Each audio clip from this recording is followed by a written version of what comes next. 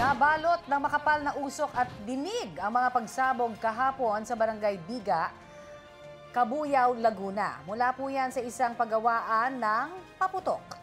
4 na ang naiulat na namatay habang 5 ang sugatan. Abangan po ang update sa balitang yan, maya-maya lang.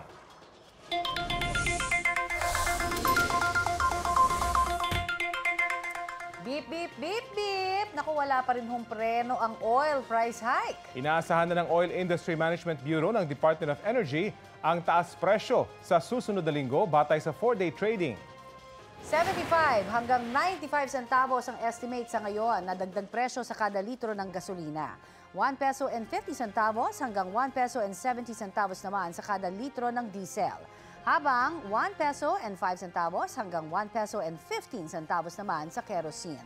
Posible pang magbago ang mga numero. Depende po yan sa resulta ng ika-5 araw ng trading ngayong Biyernes. Ngayong taon, yan na po ang magiging ika-5 sunod na linggo ng taas presyo sa gasolina at sa diesel. Habang ika-2 sunod na linggo naman sa kerosene. Sabi ng DOE, isa sa mga dahilan nito ang posibleng pagpapatuloy ng pagbabawas ng produksyon ng mga bansang gumagawa ng langis.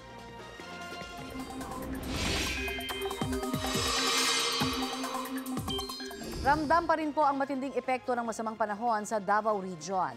Libo-libong residente na ang inilikas sa ilang probinsya roon.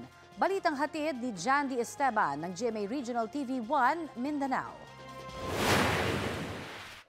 Winasak ng malakas na hampas ng tubig mula sa ilog ang malaking bahagi ng kalsadang ito sa Barangay La Union, San Isidro, Davao Oriental. Sa kalsadang ito ay patungo sana sa Mount Hamiguitan Museum ng probinsya. Personal itong ininspeksyon ni Davao Oriental Governor Nino Uy.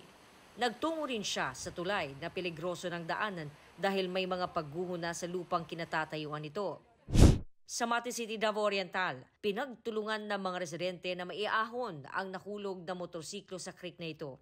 Hindi raw nakita ng rider na si Junie Moreno na padiretso na pala siya sa creek dahil wala raw nakalagay na early warning device at wala ring ilaw sa lugar. Nagtamo siya ng minor injury. Under construction pa ang maliit na tulay na ito pero unti-unti nang kinakain ng tubig ang lupa kaya pinangangambahang masira na ito bago pa man matapos. Nanawagan ng tulong mula sa national government si Governor Nino Uy para sa pagsasaayos ng mga nasirang tulay at kalsada. Medyo hindi talaga kakayanin sa funds natin and this is going to Mount Hamiguitan museum natin. So when in fact we're planning sana to reopen our eco park dito, hindi na siya passable. So we need to maybe request from the Department of Tourism para ma-restore natin or ma-reconstruct natin ang roads. Ayon sa Office of the Civil Defense 11, mahigit 1,300 na pamilya ang apektado ng baha sa Davao Oriental dahil sa trough ng low pressure area sa labas ng PAR. As of now, maraming mga unpassable roads, may mga additional bridges na naputol. Isa din yan sa nagpapahirap sa amin, especially sa pagdala ng mga relief. Sa Davao de Oro, 3 kabilang ang isang babaeng 12 anyos ang patay matapos matabunan ng gumuhong lupa sa bayan ng Maragusan. Patuloy ang paghahanap sa isa pang lalaki. Marami ring taga Davao City ang pinalikas dahil sa pagbaha bunsod ng pag-apaw ng Davao River. Magsiri nagkaduhang, bakwit agad mi. Muna ang mong ipaapo. Sino nakabalo na gid mo sa Oo, kay balo na mi di para sa una nga magulat pa mi sa tawo nga inana magbakwit. Sa Barangay Maa, abot lieg pa ang baha bandang madaling araw. Ayon sa CDRRMO, mahigit 8,000 individual ang inilikas mula sa 15 barangay sa lungsod. Namerwisyo rin ang baha sa Davao del Norte, gaya sa bayan ng Carmen. Sa bayan ng Kapalong, gumamit na ng floater ang ilang residente. Sa bayan ng Santo Tomas, napinsala ng baha ang mga gamit sa loob ng isang paaralan. May kinailangan ding i-rescue sa Panabo City. Bunsod ng malawakang pagbaha, isinailalim na sa state of calamity ang lungsod. Mula sa GMA Regional TV 1 Mindanao, Jandy Esteban, nagbabalita para sa GMA Integrated News. Inuulan pa rin ng husto ang ilang bahagi ng Mindanao. Ayon po sa Pag-asa, nakataas ngayon ang rainfall advisory sa Sulu at Tawi-Tawi. Asahan ang heavy rain sa mga nasabing lugar na magtatagal hanggang 12:40 ngayong pong tanghali. Trough ng low pressure area ang nagpapaulan sa Mindanao. Huling namataan ang nasabing LPA 310 kilometers timog ng Zamboanga City.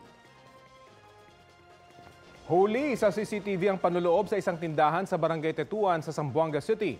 Gamit ang tinaob na basurahan, naakyat at nabuksan ng isang lalaki ang gate. Kita sa video na nailabas niya ang dalawang 11 kg at isa pang 50 kg na mga tangke ng LPG. Dumating ang isang tricycle kung saan isinakay ang mga ninakaw na tangke. Sa pamamagitan ng kuha ng iba pang CCTV sa lugar, natunton kung saan dumaan ang tricycle at kung saan dinala ang mga ninakaw na LPG. Agad din itong na-recover pero hindi inabutan ng mga suspect na namukhaan sa CCTV. Natukoy na ang plate at body number ng tricycle. Nakikipag-ugnayan ng Tetuan Police Station 6 sa LTO at Tricycle Adjudication Board ng LGU para matunto ng may-ari at driver ng tricycle. 4 na po ang patay sa pagsabog sa paggawa ng paputok sa Cabuyao, Laguna. Ayon po yan sa City Disaster Risk Reduction and Management Office. Binalot ng makapal na usok at trinig ang sunod-sunod na pagsabog sa Barangay Bigaa kahapon. 5 po ang sugatan. Kinordonan muna ang lugar habang patuloy ang investigasyon sa sanhi ng apoy. Ayon sa mga otoridad, dati nang nasunog ang pagawaan. Nangako ang LGU na sasagutin ang pagpapagamot sa mga sugatan. Sinisika pa ng GMA Integrated News na makuna ng pahayag ang may-ari ng pagawaan ng paputok. Samantala, balikulungan ang dalawang suspect na nahuli sa magkahiwalay na operasyon kontra droga sa Navotas at Taguig. Balitang hatid nina James Agustin at Darlene Kai. Sa bisa ng search warrant, sinalakay ng mga operatiba ng Fort Bonifacio Substation 1 ang bahay na ito sa barangay Fort Bonifacio sa Taguig City. Meron kami search warrant laban sa iyo. Pakay nila si Joey Tabada na umano'y nagpapatakbo ng isang drug den. Hinalugog ng mga pulis ang bahay hanggang nakita nila ang isang pouch na may lamang hinihinalang shabu. Magamit lang pero di naman ang depende ng ganyan sir eh. Hindi ko alam ba't ako nagkaroon ng ganyan. Agad inaresto ng mga pulis si Tabada. Ako po ay aming inaaresto. Kasalang pag-iingat o mga gamit sa pinagbabawal na gamot. Ikatlong beses na palang inaresto si Tabada sa kasong may kinalaman sa iligal na droga. Kalalayan niya lang Oktubre noong nakaraang taon. Bago namin siya nahuli at nagbigay na ng informasyon yung ating confidential informant na itong bahay niya at nung paglaya niya noong October 2023, mga ilang linggo lang bumalik na siya pagdodroga si Joey. Ngayon itong suspect natin una paggamit lang at nung kalaunan hinahayaan niya na yung paggamit sa loob ng kanyang bahay. Ang siste, may mga pumupunta umano sa bahay ng suspect para doon gumamit. May napunta sa bahay, minsan may dala sila. O ano, share lang kami. Minsan nga, 50 nga lang ako eh. Patuloy raw ang investigasyon ng pulisya para matunto ang source ni Tabada at iba pa niyang kasamahan. Iginasang drug bypass operation sa labas ng isang convenience store sa barangay NBBS Dagat-Dagatan, Navotas City. Ang dalawang target ng operasyon, dumating na nakasakay sa tricycle. Agad nilang nilapitan ng pulis na nagpanggap na buyer. Nang magkaabutan ng pera at droga, pinadapa na ang mga sospek. Arestado ang 41 anyos sa babae at kasama niyang 17 anyos sa binatilyo. Ayon sa pulisya, dumayo pa ang mga sospek sa Navotas galing sa Laguna. Itong babae, siya po yung nagsusupply ng shaborito sa Navotas at Malabon. At ang ginagamit nila na kasangkapan, itong minor de edad na lalaki na kasama niya. Siya po yung taga-dala ng yung illegal na droga. Nakuha mula sa mga sospek ang nasa 220 gramo ng umano'y shabu na nagkakahalaga ng mahigit sa 1.4 million pesos. Inaalam pa ng pulisya ang source ng droga. Itong suspect na babae, dati na itong nakulong sa Malabon. Matapos siyang makulong sa Malabon, lumipat po ito ng karatig lugar. Tapos nagbabalik rito para mag-supply ng mga pinagbabawal na gamot. abogado ko na lang po ang magsasalita sa korte. Pero yung minor po, kinakasangkapan niyo po ba? Hindi po. Ano yung partisipasyon niya? Nag-aalaga po ng apo ko yun. Ang minor de edad na suspect iti-turn over ng pulisya sa DSWD. Maharap ang dalawa sa reklamong paglabag sa Comprehensive Dangerous Drugs Act. James Agustin, Darlene Kai, nagbabalita para sa GMA Integrated News. Sangkaterbang tuna ang nahuli sa Pagudpud, Ilocos Norte. Ayon po sa mga mangingisda, mahigit 1 tonelada ang lahat ng kanilang nahuli. Sa sobra pong dami, ayan, namigay na po sila sa mga residenteng nanghihingi.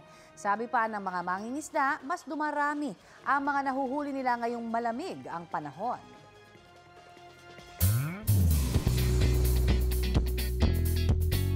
Thank God it's Friday na mga mare at pare! Narito na ang latest Kapuso shows na dapat abangan this weekend.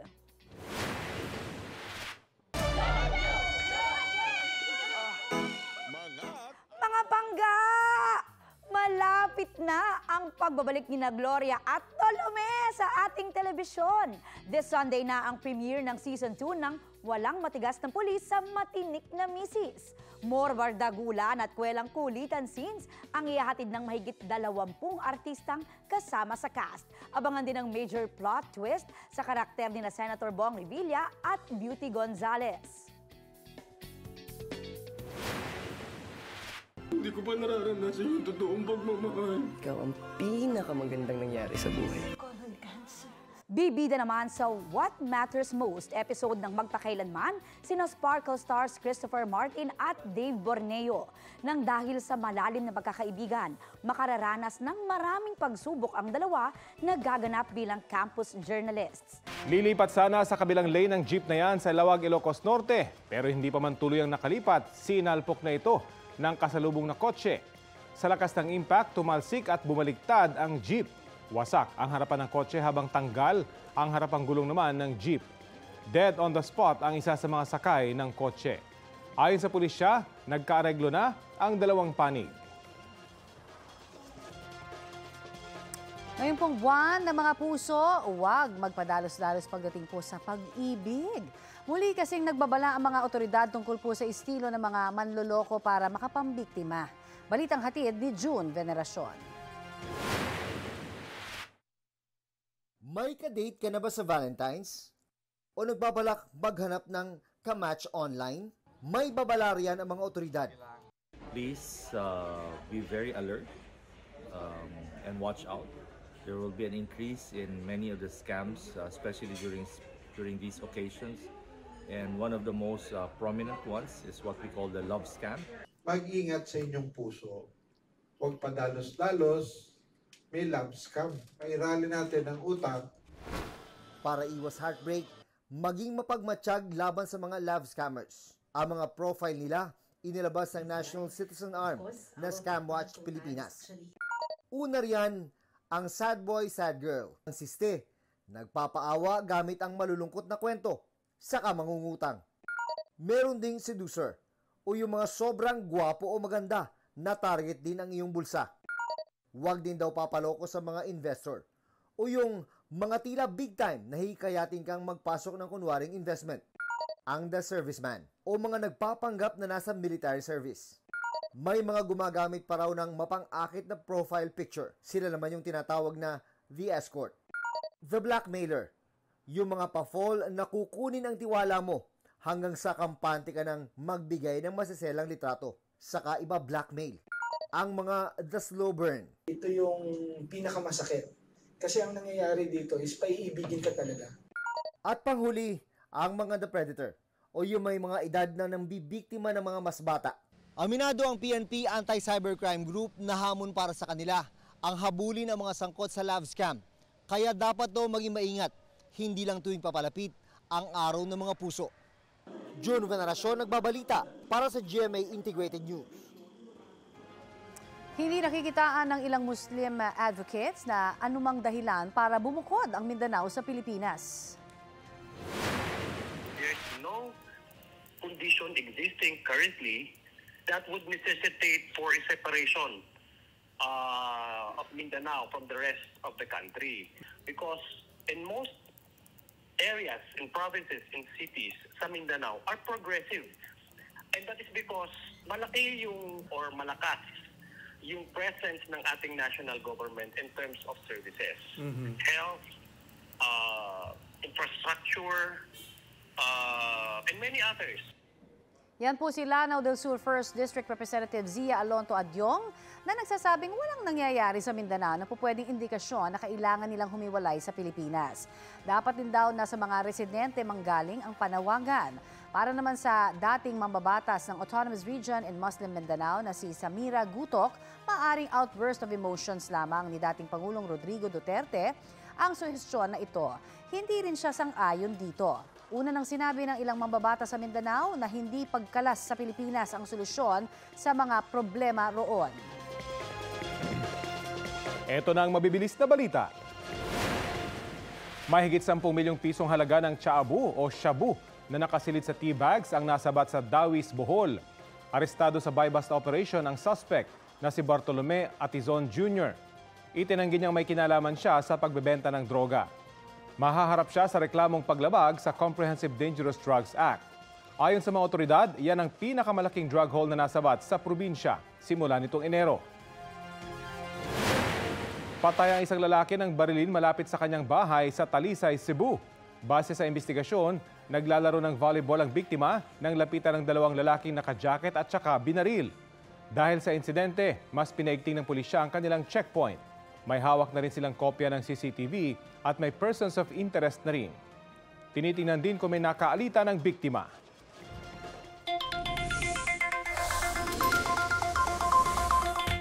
Sa mga mamamalengke po ngayong weekend, hihanda na ang budget kung balak ninyong bumili ng karneng baboy. Sa Kamuning Market sa Quezon City, 330 pesos kada kilo ang laman, habang 380 pesos naman ang kada kilo ng liempo. Sa Balintawak Market naman po tayo, 280 pesos ang kada kilo ng laman at 310 pesos ang per kilo ng liempo. Sabi po ng ilang mga nagtitinda, patas ang presyo ng karneng baboy pagpasok pa lamang ng Enero. Hirap din po silang makakuha raw ng supply.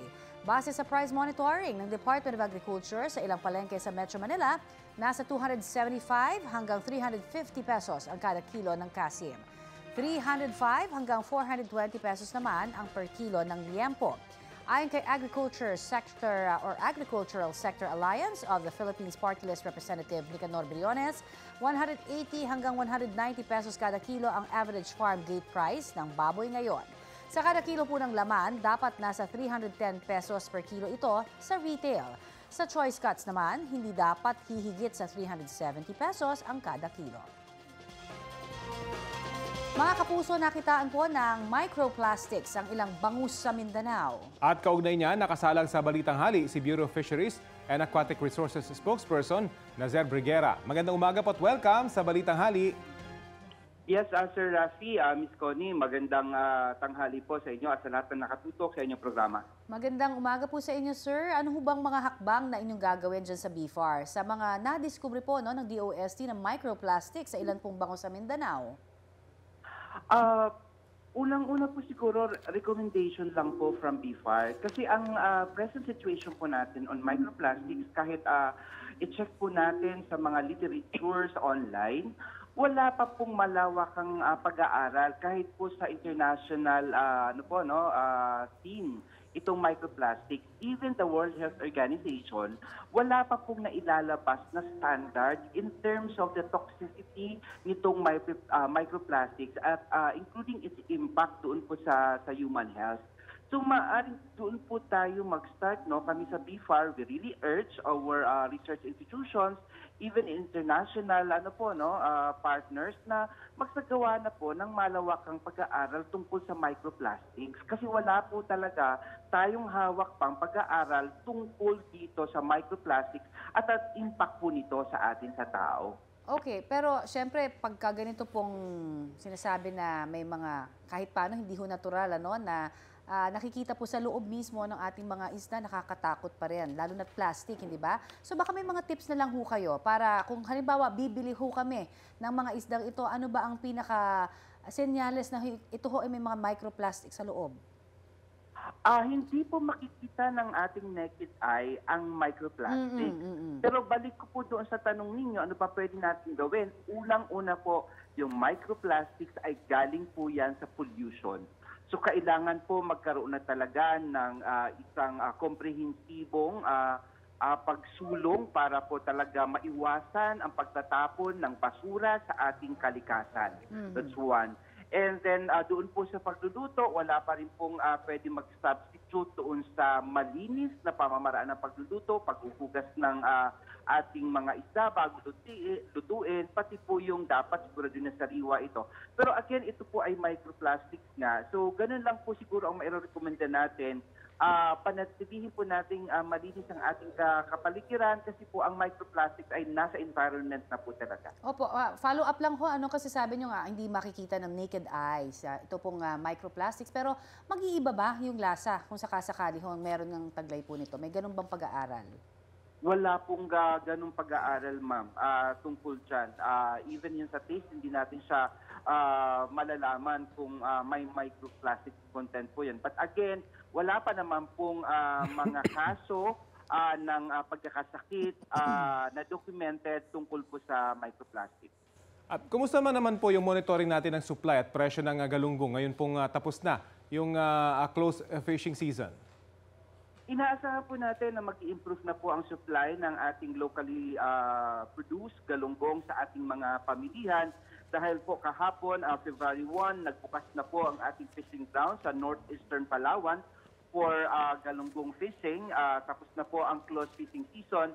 And in the following weeks, inaasahan po natin na mag-i-improve na yung unloading ng galunggong dyan sa Navotas. At kapag alam naman po natin na kapag maganda na ang supply, mangangahulugan po ito na pagbaba na ng presyo ng galunggong sa ating mga pamilihan. Sir Ram. Sige po, maraming salamat. BIFAR spokesperson Nazer Briguera.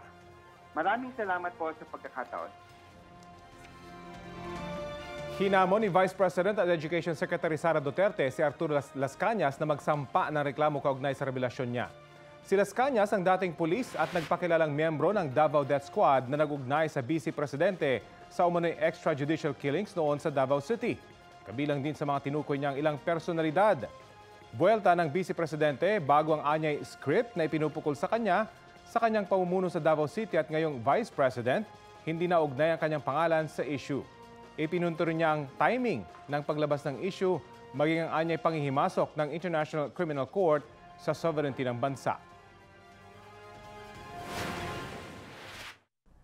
Maliban sa tiyempo, malinaw na sadyang pinilit lang na maidugtong ang pangalan ko sa isyong ito para ako maging akusado sa ICC. Wala na itong debate sa testigo at mga tao na nakapalikod sa kanya.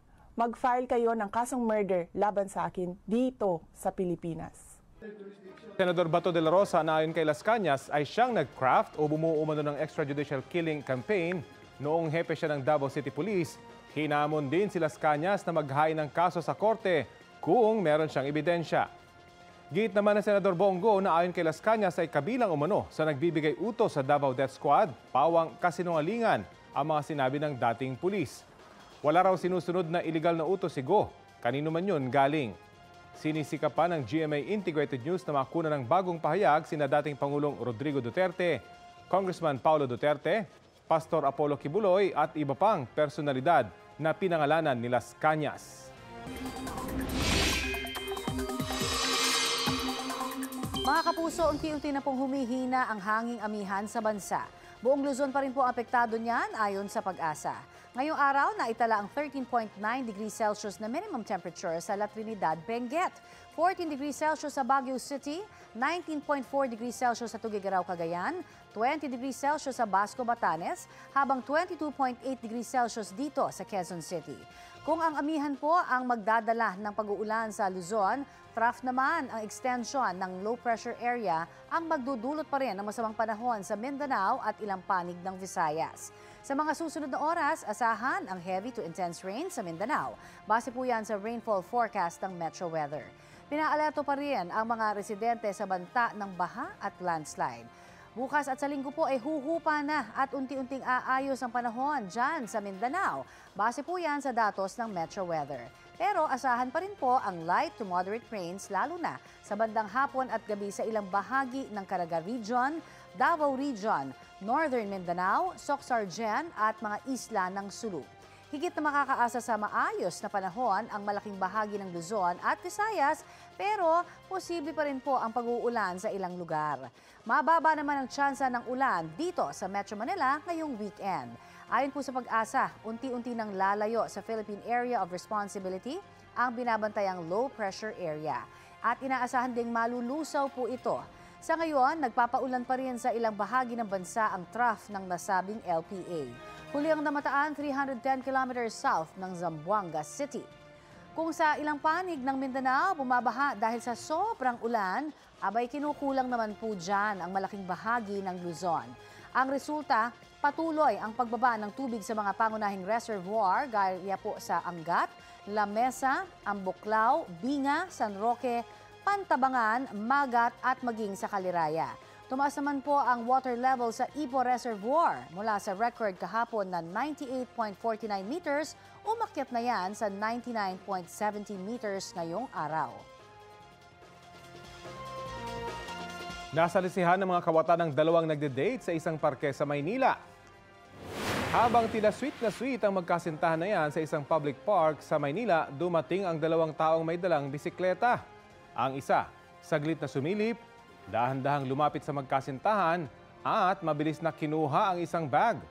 Agad umalis ang dalawang suspect sakay ng bisikleta. Naaresto naman kalaunan ang isa sa kanila na buntis pala. Umamin siya sa krimen. Anya, ibinenta nila sa isang tindahan sa halagang 700 pesos ang nakuhang laptop at cellphone dahil sa pangangailangan. Naaresto ang dalawang inabutan sa tindahan kung saan ibinenta ang mga nakaw. Tumanggi silang magbigay ng pahayag. Hinahanap ang isa pang suspect. Patuloy po ang clearing operations ng MMDA sa mga sagabal sa kalsada sa Metro Manila. Sa Barangay Poblasyon, Mandaluyong, pinaghahatak ang ilang sasakyang iligal na nakaparada. Tinikitan din po ang ilang driver. Sabi ng MMDA, mismong barangay at local traffic agency ng Mandaluyong ang humingi sa kanila ng tulong. Sa Quezon City, tinikitan rin po yung mga driver ng mga sasakyang nakaparada sa bangketa, dyan naman sa may V. Luna. Habang sa may Camias Road na corner ang iligal na paradahan ng mga jeep. Tiyak na mabubusog ang tiyan at mata nyo sa mga nakakawaw na tanawin at pagkain sa susunod na biyahe ni Drew. Kung saan, alamin sa patikim na ito. Ano ang gagawin mo kung pagmamayari mo ang lahat na ito? Panghimagas ng mga Maguindanawon? Pinaniniwala ang dapat apakan ng bata bago kainin? Bakit naman? Alam niyo ba na isinusulong na maitiklara bilang coffee capital of the Philippines ang probinsya ng Sultan Kudarat?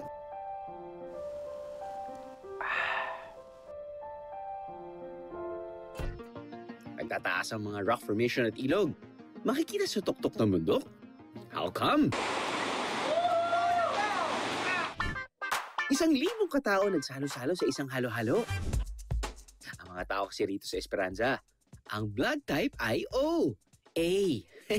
Paano ba naman ang kanilang halo-halo nag-uumapaw sa sangkap? Hindi nakakaya. Busog na ako. Tiyak na magugulat at mapapawaw kayo sa biyahe natin ngayon. Lahat ng yan, first time natin makikita at matitikman. Sa probinsya ng Sultan Kudarat.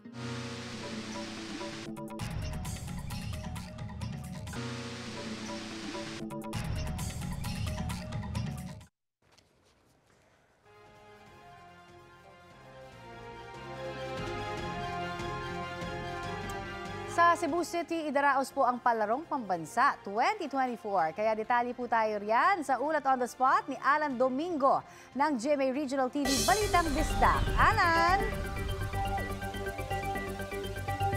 Yes, Connie, bumisita si Vice President at Deputy Secretary Sara Duterte sa Cebu City ngayong umaga.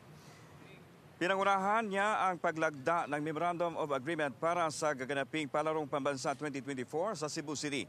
Kasama sa MOA signing si Cebu City Mayor Mike Rama at ang mga opisyal ng Philippine Sports Commission. Sa Cebu, gaganapin ang Palarong Pambansa pero hindi pa ibinigay ang schedule dahil pina-finalize pa umano ang detalye. Pagdating ng Vice Presidente, dumiritso siya sa Cebu City Hall Function Room kung saan isinagawa ang MOA signing. Ayon kay VP Duterte, masaya siya na sa Queen City of the South gagawin ang Palarong Pambansa. Sa kanyang talumpati, binigyang diin ng Vice Presidente na sa pamamagitan ng MOA, tutulong ang DepEd para masiguro at matutukan ang kapakanan ng mga batang atleta. Dagdag niya na ang Palarong Pambansa ay importanteng aspeto sa pagpatibay ng grassroots sports program. Dito, binigyan ng oportunidad ang mga kabataan na mahilig sa iba't ibang klase ng sports na maranasan ang real-life experiences sa napili nilang sports. Pagkatapos ng programa, nagkaroon ng photo opportunity sa mga opisyal ng Cebu City. Hindi na dumalo si VP Sara sa isinagawang press con pagkatapos ng MOA signing at hindi rin siya nagpaunlak ng interview sa media. Ito na ang ikatlong pagkakataon na mag-host ang Cebu City sa Palarong Pambansa. Una noong 1954 at pangalawa noong 1994. At yan ang pinakasariwang balita mula sa Cebu City. Connie. Maraming salamat, Alan Domingo ng GMA Regional TV Balitang Bisdak. Dagdag kalbaryo na naman sa mga residente sa Davao Oriental at Davao City ang muling pagbuhos ng ulan. Dagdag detalye tayo sa ulat on the spot ni Jandy Esteban ng GMA Regional TV 1 Mindanao. Jandy? Yes, Rafi, patuloy pa rin ang pagulan dito sa Davao Oriental kaya dumarami rin yung mga naitatalang landslide lalo na sa mga kalsada at dumarami rin yung mga nasisirang tulay. Malaking bahagi ng lupa ang gumuho sa kalsada sa Barangay Tagabakid, Mati City, Davao Oriental. Kaya ang ilang mga stranded ay naglakad na lang upang makalusot lalo na yung mga may sakit na papuntang ospital upang magpa-check up. Sa Davao City, lubog pa rin sa baha ang ilang lugar sa syudad matapos bumuhos na naman ang ulan kagabi. Ang mga residente ng Barangay Tigato na bumalik sa kanilang mga bahay kahapon ay nagsilikas uli dahil tumataas ulit ang baha sa kanilang lugar mula sa Davao River. Ilan sa mga residente, 2 araw ng pansamantalang nanatili sa gilid ng kalsada sa halip na makipagsiksikan sa evacuation center. Ayon sa Davao City Disaster Risk Reduction and Management Office, walang naitalang casualty sa pagbaha sa Davao City. Nakakaranas pa rin ng makulimlim na panahon ang lungsod ngayong umaga. Patuloy pa rin na minomonitor ang level ng baha sa Davao River. Yung patungkol naman sa landslide, Rafi, sa Tagabakid dito sa Mati City, tansya ng nakausap natin na foreman ay baka raw aabot pa ng 2 araw yung kanilang clearing operations. Kaya nagpapahirap din sa kanila, Rafi, yung patuloy na pag-ulan at may mga gumuguho pa ring mga lupa. Rafi. Maraming salamat sa iyo, Jandy Esteban ng GMA Regional TV 1 Mindanao.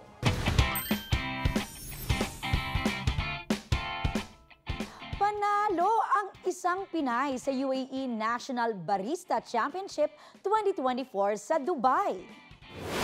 Sa siyam na naglaban-laban, nakuha ni Micaela Ruazol ang kampyonato. Sa kompetisyon, iba't ibang gawain ang kanilang ipinamalas tulad ng paghahanda ng kape at paggamit ng espresso machine.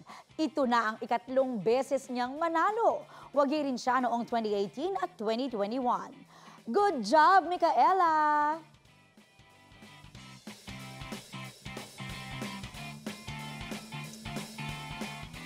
Samantala, bukod po sa lamig, asahan na rin daw ang pagiging makulay ng Baguio City sa pagbubukas ng Panagbanga Festival.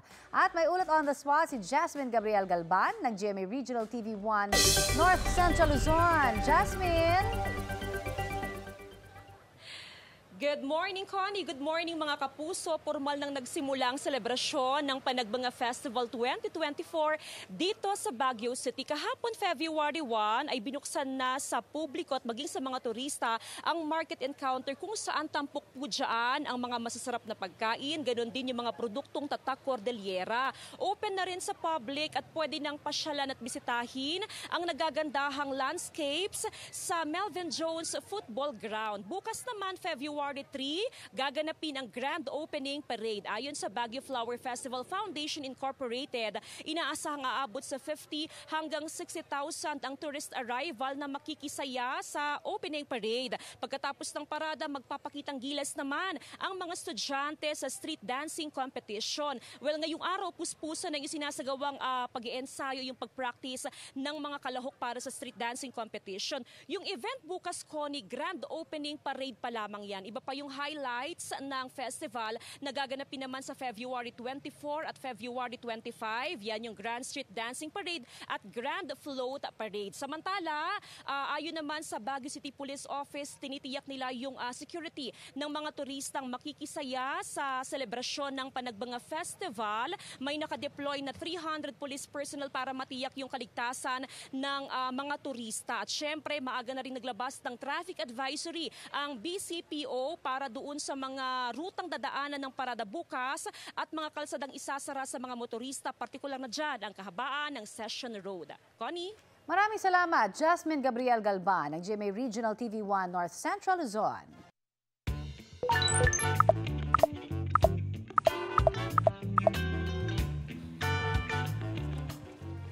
Ay naku, napakalamig pa rin po ngayon ng panahon. Oo nga. Ang sabi kayo ng mga netizens kung paano nila nilalabanan yan. Si Vince Morales, magbabasketball para pawisan siya. Yun, naka-exercise pa, di ba? Si Mary Grace Tercero naman, panlaban ang mainit na kape at mainit na sabaw. Ayun. May kasama pa raw yan na, wow ha, mainit na pagmamahal. Yun. Ayan. Si Francesca. Ayan, si Francesca Moresto ay magsusuot daw ng leather jacket o kaya sweater para sa malamig na panahon. Ayan. At biro naman po ni Christopher Pacao na imbis labanan, kinampihan na lang daw niya ang lamig. Oo nga, bakit lagi nating nilalabanan ng lamig, no? Ayan, mga kapuso, makisali po sa aming online talakayan sa iba't ibang issue. Kung may nais din kayo maibalita sa inyong lugar, ay mag-PM na sa Facebook page ng Balitang Hali. Sa mga magre-ready na para sa kanilang mga biyahe ngayong 2024, ay malaking diskwento ang pwede niyong makuha sa Travel Expo sa Pasay. May ulat on the spot si Bernadette Reyes. Bernadette! Rafi, humigit kumulang na 800 na mga booth ang maaaring mapuntahan dito sa Travel Tour Expo sa Pasay City. For as low as 1,500 pesos ay pwede ka nang makabili ng round-trip ticket sa Davao at sa halagang 5,000 pesos ay pwede ka na raw makabili ng round-trip ticket sa ibang bansa gaya ng Taiwan.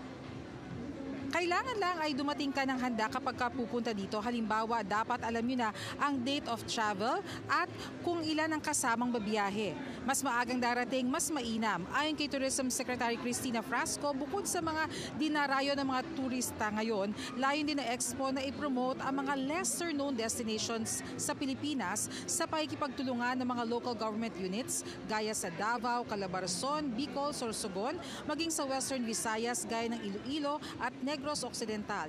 Pinalalakasin ng infrastructure para sa mga inaasang pagtaas ng bilang ng mga turista.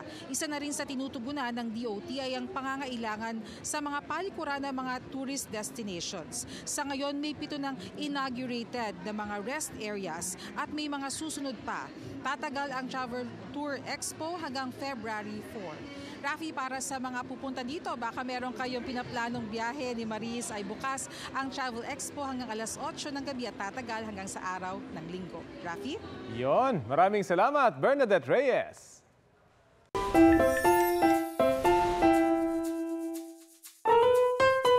Ito naman, isa po sa mga struggles daw ng mga pintor. Natulad mo? Pintor ng bahay ako. Di ba, mahirap talaga maghanap ng mga model natin. Oo, tama, Mari. Kasi naman, di ba, medyo matagal yung proseso ng painting. Kaya yung models dapat hindi malikot. Pero yung iba malikot talaga. Ay, tama. Ibahin nyo raw yung experience ng isang artist mula naman sa Caloocan sa kanyang cutie subjects. Ayan, pwede na hong awardan ng most behaved ang mga pusang sina Sushi at Jax. Chill na chill kasi ang dalawang Persian cats na habang nagmamyaudal para sa isang painter. At kwento ng artist na si Brenda Delgado, first time niyang gumawa ng obra para sa dalawang models. Pero dahil sa katahimikan at calmness ng fur babies, success ang naging resulta. Ang ganda. Ikinatuwa rin ng netizens ang attitude ni Sushi at Jax. Ang post na yan, may mahigit 36,000 engagement na sa Facebook. Trending! Aba, ang galing, Bait, no? Sana all. Happy weekend po sa ating lahat.